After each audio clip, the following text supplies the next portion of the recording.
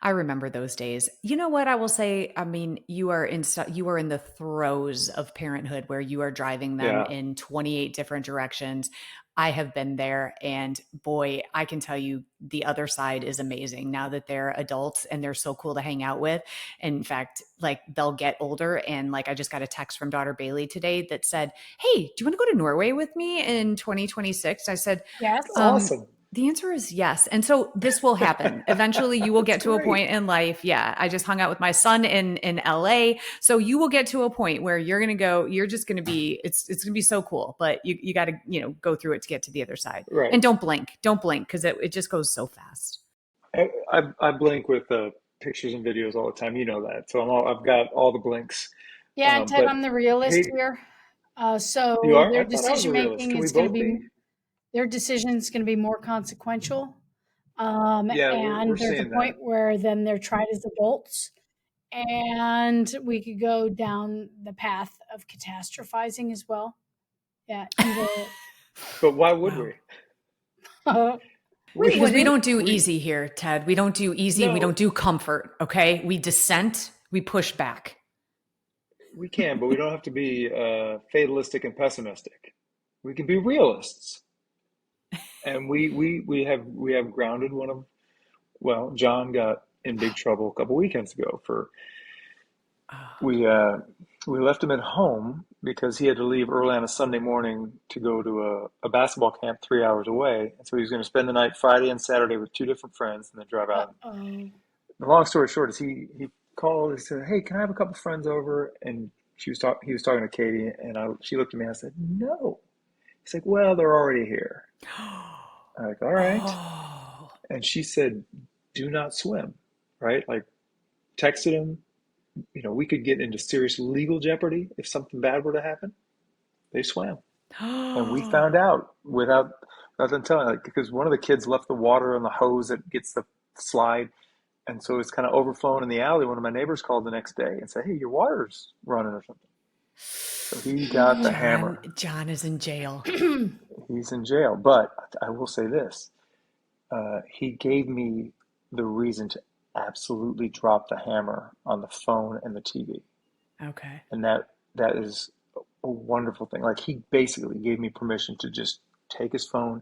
Uh-huh. I took his TV off the mount because Oh, I wanted it to be Yes. dramatic when he got home. I yeah. wanted him to walk into his room and be like, "Oh, wow, Yes, this Dad. is real," right? And it's been good. Grounded John is a lot more engaging and more fun than regular John. Oh, Mhm. But I needed that reason to just yank that phone away, and yeah. it's been so. I think it's going to be a good thing. I'm going to have him write out pros and cons to having a phone before I Uh-huh. give it back to him, Oh, and this so is a he whole other can Ted, tape it to podcast, his by the closet. way. This is, yeah, I mean, Ted, but this is what you're Oh, talking about with consequential decisions versus yeah. just like having to clean up poopy diapers and Yeah. watch them from having to yeah. hover over them Yeah. as they're running around in the front That's yard. right. These are the things that mold his character, at going forward. And these are no small things. You Oh, remember when I got arrested for climbing on the school roof our senior year in high school? Do you remember that or not? I was never gonna out Wait, you Me like and that. wait. Dennis This was not and in your Doug background Brown packet. He's a bad and boy. He's Brand a and bad Brandon boy. Brancato. No, we just liked doing it. We would climb on these school roofs. We'd sneak out. I'd sneak out at night, meet up with these guys, and we'd climb on the roof. We wouldn't do anything, but there was somebody inside, like a custodial worker was inside in our high school when we went up there, and the cops came. We'd look over the roof, and there's like cop cars down there, and we got busted. And I was grounded for 6 weeks.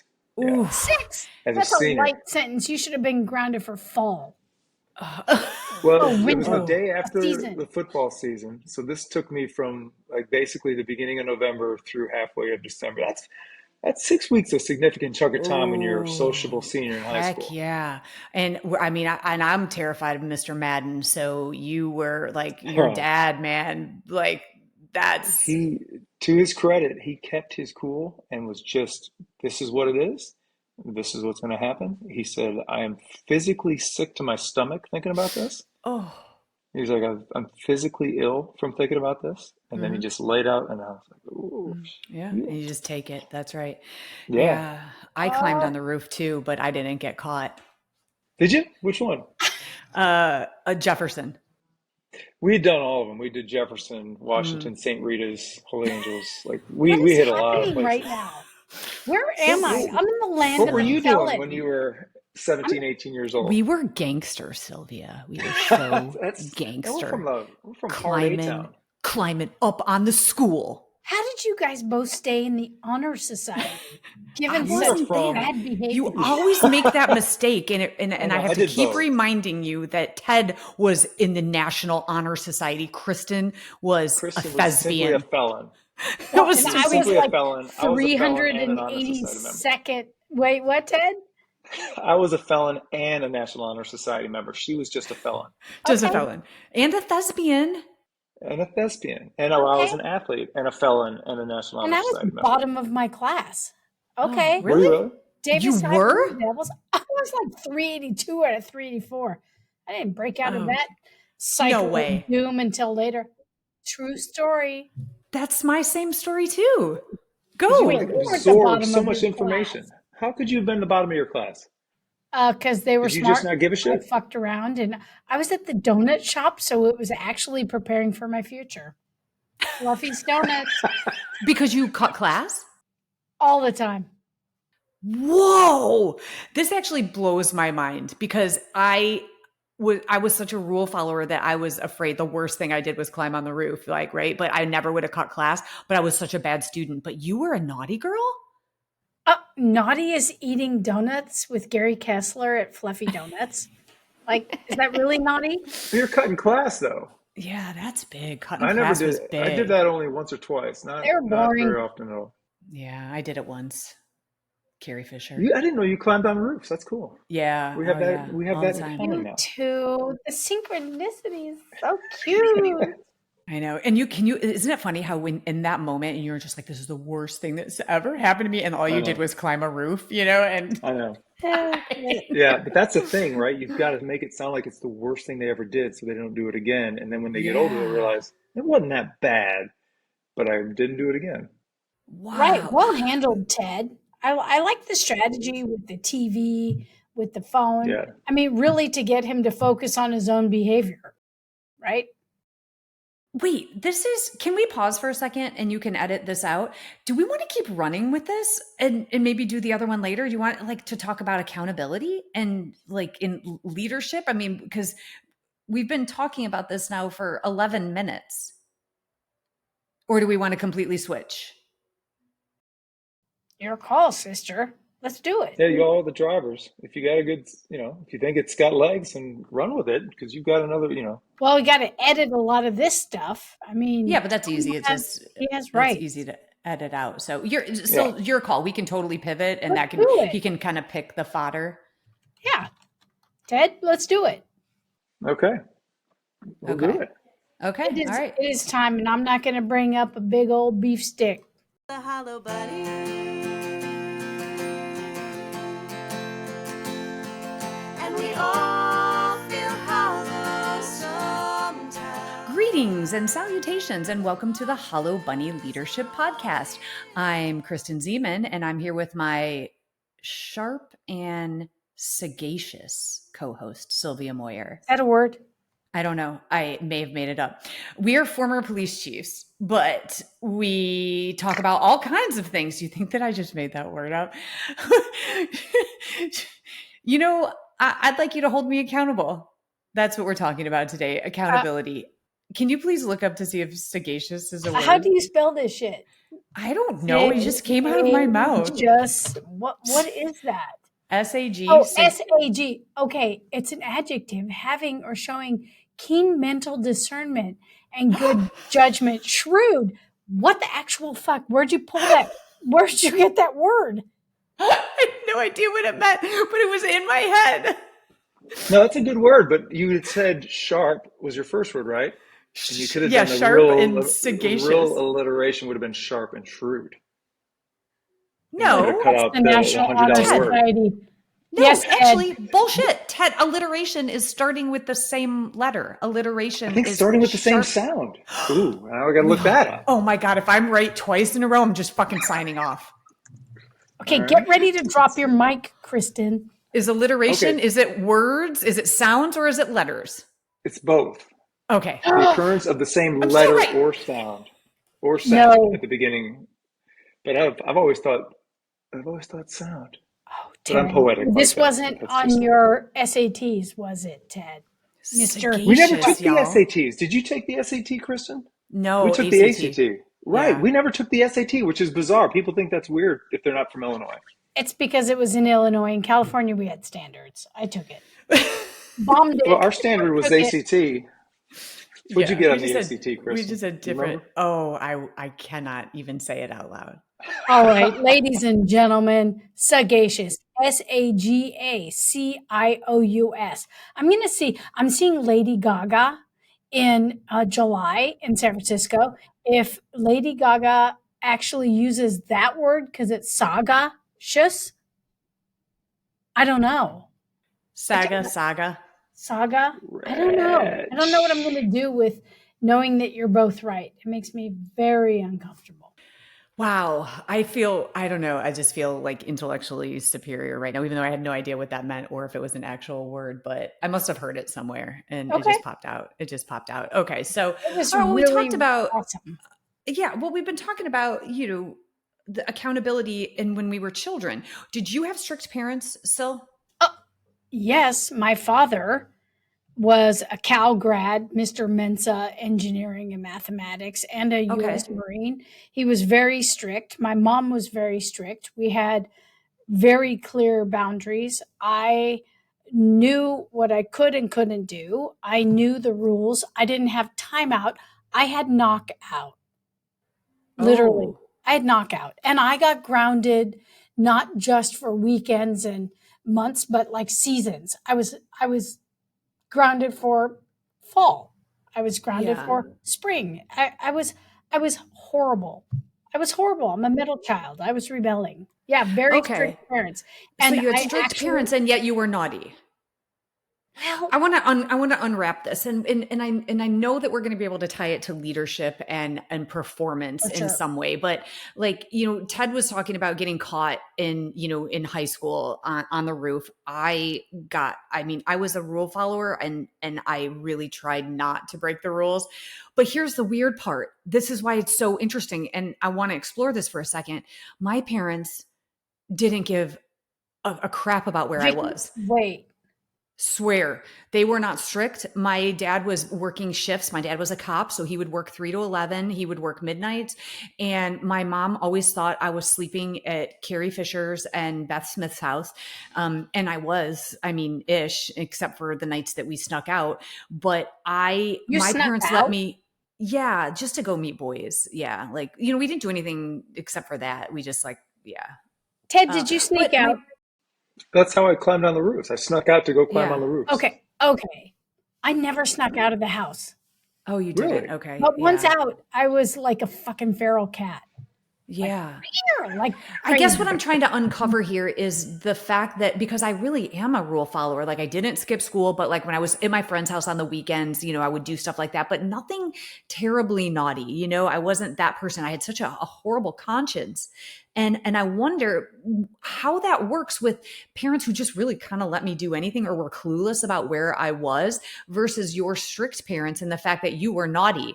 So it's like I wonder and if this accountability, if there's like a sweet spot, and I'm sure there is, right? Like, in talking about your kids now, Ted, it's like you hold them accountable, but also not so much jail that they start to rebel. There's some sort of sweet spot here.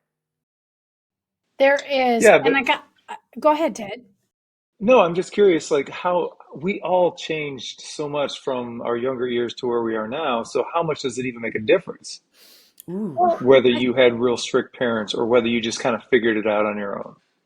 Hmm. it might be a combination of both. I got to say that while I was naughty, I wasn't violating the Criminal. law. Yeah, you weren't You criminal, know, right? I Uh-huh. wasn't like destroying people's stuff. I wasn't like, Yeah. torturing Yeah. people or I don't know. I just think there, mine was more of an expression of, I was just having a good time, but I didn't violate the law. I was always terrified of getting caught and arrested. And I was always terrified of becoming an addict. So I just never tried anything. I was like, Yeah. nope, not even going to try it. Nope. Okay, so you're onto something here. So there was a fear attached to not becoming something. In this case, you said like fear of an addict, right? Not I going to try had, it. yeah, okay, so I had a fear also, but it was based on motivation. So I knew from junior high that I always wanted to be a cop. And Okay. so when I went to high school and I went to parties, my friends actually helped me avoid situations where there was drinking and where the cops would come because I was like, I can't get caught. Like my dad's a cop and I want to be a cop. So I would never touch alcohol because I was like, I'm going to have to, pass this test, this lie detector test when Got I it. get there. So it was like a motivation and my friends would help me. Like when the cops came, they're like, we got to get, we got to get her out because she can't get caught. And so it was like this weird So motivation. you And had so yours fat, was slow fear. friends. So you had fat, slow friends. Like No, they you were ran pretty, faster than them. Yeah. You just don't have to no, be, they you don't were, have to be fast. You just have to be faster than all your friends. yeah, no, they were pretty. No, my friends had pretty good wheels back then, so we were the first out the door. Okay. And so, yeah, we were. Yeah, but I'm riffing here. I have no scientific evidence to back any of this up, but like we talk about what motivates. So honestly, that's what we're talking about. Like, you've grounded John. And so now what is going to motivate him to be better next time? Is it the 6 or the however long you're grounding him for from the television and from his phone? Is that the motivator? Or is it the fact that you are very disappointed in him, that you can't trust him? Based on my own experience when I was about that age, I would I think don't it would know. be the actual punitive part of the punishment that would bother me Okay. more than anything else, Okay. unfortunately. So not so much the shaming. What about you, Syl? Like, did you want to disappoint anyone? No way. My mama, no way. Yeah. No Right. way. And yeah, I think there's so much that we rely on as adults. We rely on in our personal relationships based on how we were raised. And some of the pillars of the family, you're a Moyer, act like it. Yeah. Okay. And you had to figure out what that was, right? I had very insightful parents that their their kind of accountability measures influenced me as a leader now. And that was the obligation that I had to detail my actions and to give them the reasoning for my actions. And then they poked holes in my reasoning, and I had to take ownership of my decisions and my actions, and then I had to sit and think about it. And I don't think there's much departure from that as a young person as it is Mm-hmm. with my kind of leadership strategies for accountability to do the very same thing. There's a very compelling piece of detail. What were you thinking? And then to have folks take accountability and ownership of their actions, their decision making, and then to detail it. And then to have this kind of this is where it was flawed, and here's where you need to go from this point. I don't think there's much difference, right? There's Yeah. not much difference what Ted did with John to what a leader would do in the workplace, is there? No, because it's not about so much about reprimanding, it's about realignment. You're not calling people out, you're calling them up to perform better, to behave better. And I think perhaps that's what the sweet spot is of accountability. When I said there's got to be a sweet spot, I think it's intent. When your intent is growth, when it's not punitive, not control, but when it's trying to hold someone accountable to make them better because you have high standards of them. So for me, looking backwards in time, anytime I got in trouble, and actually I was a naughty girl once, I got caught shoplifting. And that's big. So I was a criminal. I am Wait, a like felon. what? Oh my God, I am a What did felon. you steal? Yeah, That's and this terrifying. this is this it was actually though it was terrifying. My best friend was grounded, but she was allowed to have people over. She was allowed to have me spend the night, and so I was I'm at sorry. Jewel. I was at Yeah, I know that's not actually the definition of grounded, but we're not gonna call out Mr. and Mrs. Fisher for that. But anyway, Okay. Carrie was grounded, and so but I could still spend the night, and so I was at Jewel Osco with my mom, and so I thought, oh, I'm gonna steal like a face mask because I was gonna buy one where we could do each other's masks, at night, like a facial. And I looked at the jar and it was like $12, and I didn't have that much money, so I thought, oh, I'll just steal this. And it was all on camera. I walked out with my mother, and yeah, and the security Vicky came and running after me. And you know what was the worst part about it? The security guard said, we just watched her steal something. My mother looked at that security guard and said, my daughter would never do that. Her father is a police officer. She would never do that. And I had to hang my head and go, here it is. And then I got grounded forever. And that's all it took, was for my mother to look at me as though like this was like, I broke her heart in a million pieces in that moment. And I will never forget that. And that's are how you I still felt, though. grounded? I'm still grounded. Yeah. But that's how I felt about, wanting to do my best at work. I remember thinking, so it's like, I'm different, Ted. It's like, because it's not about the punitive part. I can handle the punishment. It's about letting people down, like people that I respect and love. And I always had I had some terrible bosses, but I had some really great ones. And my motivator was like, I never, ever want to let them down. So for me, it's like a human thing. It's the shame and the disrespect. Yikes. So Ooh, then, that just brought back as a all of these wounds. ooh, that's bad. As a leader, then, how do you think about how you handle someone under you who Mhm. needs a talking to, and how do you handle, like, do you have to punish or handle people differently Here's the just to get the problem. message across the correct way? But here's the problem with that. We can't. And so, and Sil can attest to this, sitting in the chair where you are the one who decides discipline. And you cannot have one person, and think about it like this. Here is where there's a disconnect, right? So we have what's called discretion in policing. So I pull you over, Ted, because you're speeding, and you look at me and you're like, I'm so sorry. I wasn't paying attention. I'm trying to get here. You are not the kind of person that needs something punitive. To slap you with a $75 ticket and then some is really not being helpful for you when you are sitting here going, I am so sorry, versus the person who's been pulled over several times, have given, several warnings for speeding. That's the one that you need to slap punitive. So sometimes you need people to feel the hurt in their pocketbook, right? And then what's interesting is when you get into a level of leadership in an organization, consistency is everything. So I can't look at the officer that says, oh my God, I'm so sorry, I'm AWOL, I missed that training day, or I missed this, and then go, you know what, you didn't mean to do it, so I'm just going to give you a verbal, versus the person who's a real asshole and slap them with a day suspension because now a union comes after you and says, why do you treat this one differently? Even though it would probably benefit someone from just from an ass chewing versus something more punitive. I don't know. Help me out on that one, but consistency matters. Can you punish consistently but treat differently? What does that mean? That means, like, I slap you with a suspension, I slap Sylvia with a 1 day suspension, but you're different, and I talk to you about it differently than how I would talk to Sylvia, because if Sylvia's the asshole in this hypothetical, No, let's maybe I keep her that realize way. that Let's keep her that way. maybe I realize it's not going to do any good. But with you, I feel like there's potential, there's hope. That I just want you to understand why I Thousand had to percent. do that. Thousand Okay. percent. I've had those conversations with so many people that where, I looked at them and said, listen, even I can think of having conversation with people who are so distraught over their punishment, and where I was like, listen, this is a formality. This is not the end of the world. You're going to be okay. And then, this is just a blip and it's going in your file, and do not worry about it.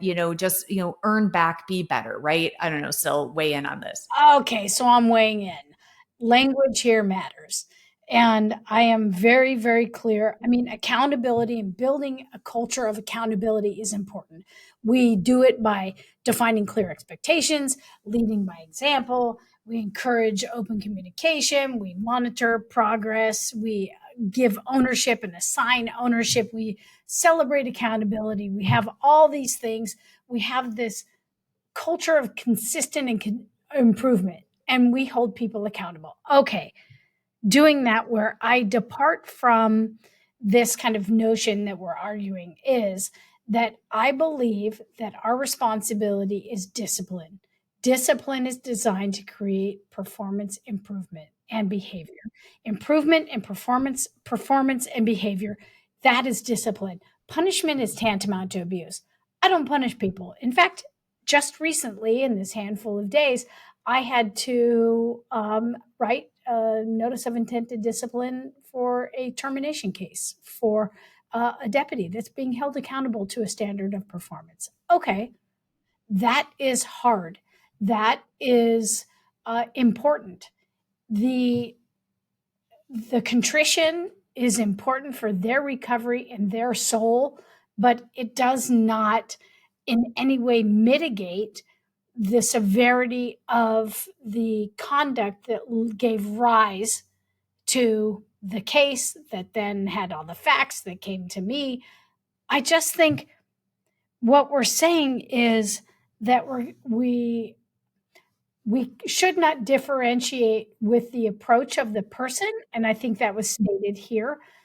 But there is a real important lesson when we are examining actions and we are then establishing this very clear kind of environment where accountability is important. And I think part of that is to hold oneself accountable. As a leader, we lead by example and holding ourselves accountable.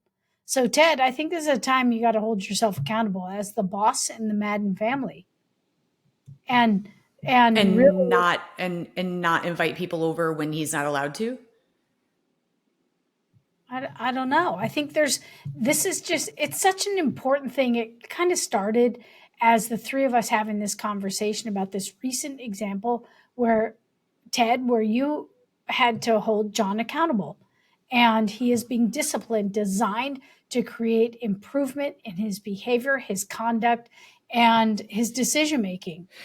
Okay, wait. All right. So here's what I just need to understand what you're saying here. First, let me also affirm you, because discipline should not be punitive, as we said. In fact, as you were talking about discipline, it actually, I looked it up. It comes from the Latin word disciplinia, and it means instruction and training. Okay. It's to learn. So discipline is to study, to learn, to train and apply a system of standards. So you're right on there. It should never be punitive. It should be about redirection. So what I hear you saying is that John committed an infraction. He had people over when he wasn't allowed to. He went into the pool with his friends when he wasn't allowed to. But then as a parent, what you're saying that Ted should do, that what we all should do in every relationship that we have, is when we fall short or when we do something wrong, we should say, listen, I screwed up here and I'm going to hold myself accountable. Is that what you're saying? Is basically to set the example. So not only the people that we lead can see that we're holding us accountable ourselves, but also as parents as well, to say, hey, I screwed up here, but just walking the walk. I don't think you have to say that and expose all of that, but certainly what I'm saying is we all have to model responsible behavior. We have to, to role model responsible behavior, and where it's appropriate without exposing all the missteps we make every day in this incredible one precious life we have to live, because we do every day. We don't have to expose all of that, but we certainly have a responsibility to demonstrate, to walk the path in a way that is responsible. We take ownership of our own actions. We admit mistakes when appropriate. And I think what I'm offering is that all of that is the Madden family saying, hey, we have a standard of accountability. And that should be celebrated in our house, because if not us but for us doing this, then we're, a family that, I don't know. Yeah. What you're saying is that your team is always watching, and your team are your children, and your team are the people that you lead. And so when you let things slide, you teach everyone what is acceptable, and consistency is the fastest way to lose trust and credibility. So Sure. I think there's Yeah. twofold. Also, people who fail to address underperformers, they breed Ooh. resentment from Okay, high say that performers. again. Say it again. Leaders who fail to address underperformers, they breed resentment in high performers. So what we're also saying here, and parents listen up, is that your other kids are watching you, how you have held John accountable. And so in the same way that we are watching the way leaders hold someone accountable. So that's a good conversation to have about, just the fact that we need to model the behavior. Couple things. The angel babies, Julia and Marilyn, would never ever do anything wrong. Never. No. So there's no reason to set an example Mm. for them. Secondly, Oh, you're Katie in and I for have it. done a good job. Oh, Oh, I you know. are in for it. When those girls become teenagers, Oh, call Ted. me. You would love how stubborn Julia is. A quick aside, a quick off ramp. We went to go horseback riding a couple years ago. She had done it once. She didn't like it. She's like, I don't want to go. And Katie's like, she'll go. I'll talk her into it. I said, she's not going. She's stubborn as hell. And we all know she's stubborn. And when we got there, she would not get on the horse. We paid for it ahead of time. She would not do it. She stayed back while the rest of us, two families, went off for an hour and a half. She stayed back with the lady who sold us our tickets and was feeding the horses with her and was much happier doing that than getting on the back of a Was horse. it a So principle? Was it on principle? She didn't want to, like, what was she her? didn't like it. I think she was a little scared of it because she was really high up. I had Marilyn with me, so Marilyn was, I Okay. think comfortable, but she didn't like it, and she was not Wasn't going to do it. doing it. Okay. And so that's where that's going to be tough when you talk about just you wait. Because Oh, I'm stubborn and I'm bad about holding grudges. My wife is real good about being super pissed off and then flipping the yeah. switch, and she's fine. I brood for Oh, days, and it's not great, but I don't know how to change it. And Julia's stubbornness and me, I mean, there could be some yeah. You're going to real butt some just, heads. Oh, are Celebrate you a yeah. that. grudge holder, Sylvia? Are you a grudge holder? We haven't No, really gotten a fight. We've got in discussions, but we've never got like into, I will wait a lifetime to exact revenge. But I'm an October Scorpio. We Okay, just got a it'll come out title. of. We just have a title to this podcast, this episode. I will wait a lifetime to exact Honestly, revenge. my That is mindfulness so good. practice is That is so good. really. I'm the opposite. There are very few people, like, I'm just the opposite, where it's just like I forget and I fall into living well is the best revenge. This is mine. It's like, you know how I forgot to be afraid on the Yeah. bungee jump in New Zealand? I kind of forgot that I fucking hate that guy. It's like, oh yeah, I hate you. Okay. I'm mad Well, at then you. that's not Oops. exacting revenge because, like, Chris has to remind me where she's like, why were you just talking to them? And I'm like, I don't know. They're like, she's like, don't you remember what they did to you? And then she has to remind me, and I'm like, oh yeah, I forgot. I'm mad at them. Like, I just That guy. forget so quick. I'm like a No. goldfish. Okay. Kind of the same. Yeah, I have to be reminded. Well, Yeah. especially when it's by proxy. Like I hate somebody that's like mean to you or mean Yeah. to my friend. I'm like, oh yeah, fuck that guy. Those are the ones I forget. So you got to remind me Yeah. of that. I Yeah, never for sure. forget, but I'm also I never write you off either, and especially Uh-huh. with kids that I coach. I've had some Yeah. real tough kids, and Hmm. I'll bitch to Katie about how bad this kid is, but I never write them off, right? Yeah. And Good I've job. Never seen give I've written a up. couple in the past that they turn around and they get a better attitude, and I'm like, hey, you're welcome back, and I'm not going to hold that against you if you flip it. Yeah, But for Well, yeah, sure. I have a hard time. that's a great And quality, and that's a great quality for John in this whole accountability piece. You're not going to hold on to it forever. That is a yeah. leadership pillar, But right? can I ask a question? When you were talking with John, and again, applies to leadership as well, I have found that it is so interesting instead of coming, with the hammer, right? Is I love to start with help me understand what was going through your mind here. Just help me. Did you do that like with him? Because it's like kind of unfathomable to think that he completely defied you. And I just love to know like what was going on there? I, What's happening? I, right back to the holding the grudges again. He was. We were 3 hours south at Katie's parents' lake house when all this went down. So he knew he was in trouble, but then he went off to that camp in Abilene, and and he would call home the first couple of nights, talk to Katie, and I didn't want to talk to him. And I can't, and so it was probably the best thing that I didn't Uh-huh. have to see him Yeah, for right a few away. Ooh, days, and So you it could, could get control of the emotions, and then tell him logically and rationally what's happening here. And so he knew, like when I picked him up, I just put my hand out. He handed me the phone, and so on the ride home, it was another dad and another kid, and he mm, didn't have his phone and hasn't had it since. And mhm. but it was just fortunate I had those few days to There's a lesson bring there it down. too. There's a And lesson Katie there. does, and there's a good job with the good cop bad cop thing, and it's not even an act, but with Katie can flip it, right? So she can talk, and how was your first day? How was camp? And all, and she can kind of put that aside and engage and give And him you're just what he pissed. needs. And I am just like, I said, I don't even want to Right. talk to him. Okay. But that's a lesson in personality and in leadership as well. Is like know yourself. I mean, Yeah. and if you are about to have a hard conversation with someone about accountability, about expectations, and you're pissed off, and maybe if you can't communicate through that rage, just take a breath, take a minute, take a day, and just say, I'd love to meet with you in 24 hours, 48 hours, and let's revisit this. Let's talk about this. So definitely know your patterns and your emotions and how you deal with that That's what my totally. dad did friction. when I had to go and tell him that I had been arrested for climbing on the roof because he didn't come bail Ooh, me out. I snuck back into the house. And the next morning, I'm talking to a couple of the guys, and they're like, "You've got to Oh, tell him this is coming out. You're going to get suspended." And I went and told him, and he just took it all in. good He's kind of proactive nodding his stance, head. Ted. He's nodding his head, and he says, "You're grounded. We'll talk about this later."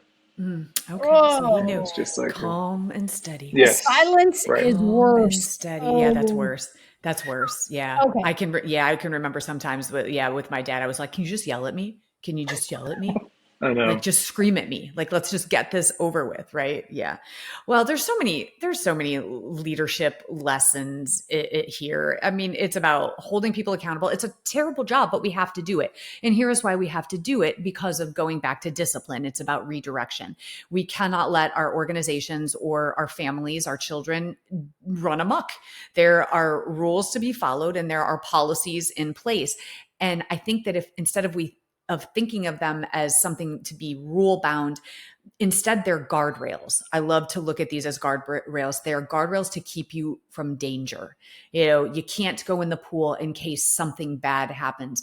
You cannot violate this policy, or there are going to be consequences, perhaps liability or worse. And so we have to make sure that we're also communicating the why behind the rules. I think that makes sense. So that's just what other lessons about Well, holding a mirror up can we talk about?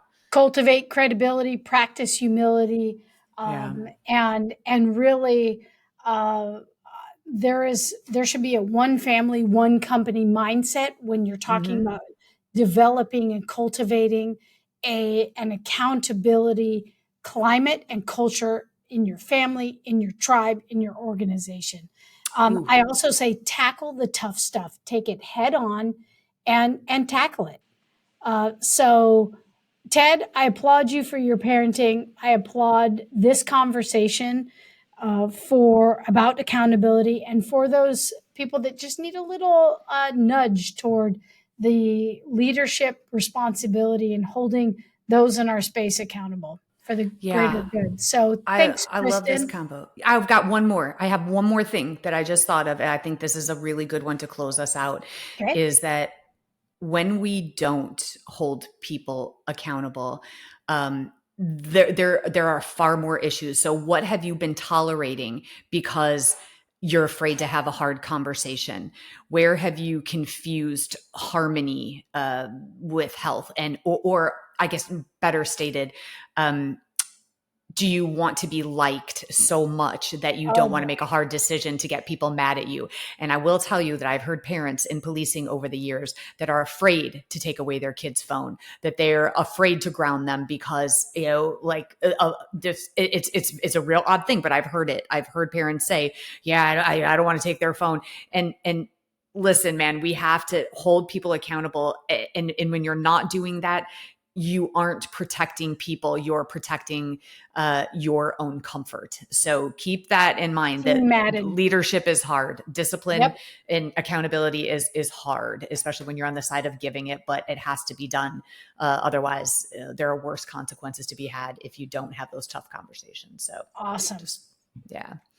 All Ted, right. Well, thanks land the for plane that. here. That was really Yeah. important. Yeah. All right, Producer bring us Ted. home, Kristen. Producer Ted, I loved having you a part of this convo. This was great.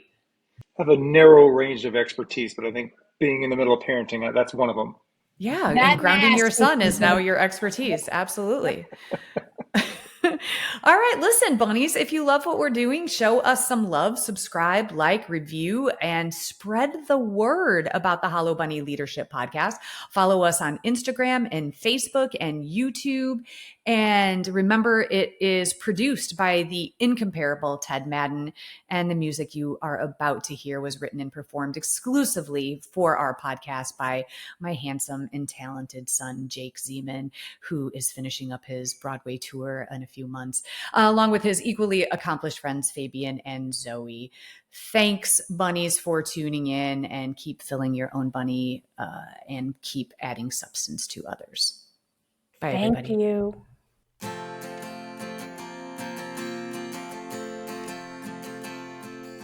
When you look inside, what do you find? Are you content to fall behind? When you lose your way and you've lost your why, have courage and get ready to fight the hollow bunny.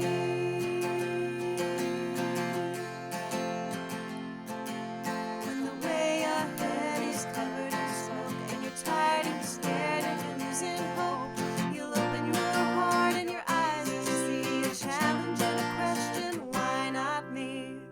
To fight the hollow bunny. And we all feel hollow sometimes, but the monsters are only in your mind. It's a tough pill to swallow, but if you're brave and kind, you'll be alright. If you fight the hollow bunny.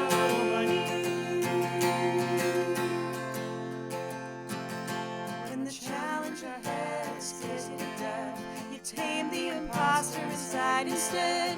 To change the world, you've got to start small. It takes a leader to say, I don't know it all, and I know I'm gonna fall, but I'll pick it up and come back stronger, failing forward and moving onward, doing the hard thing and the right thing, forever fighting the hollow bunny.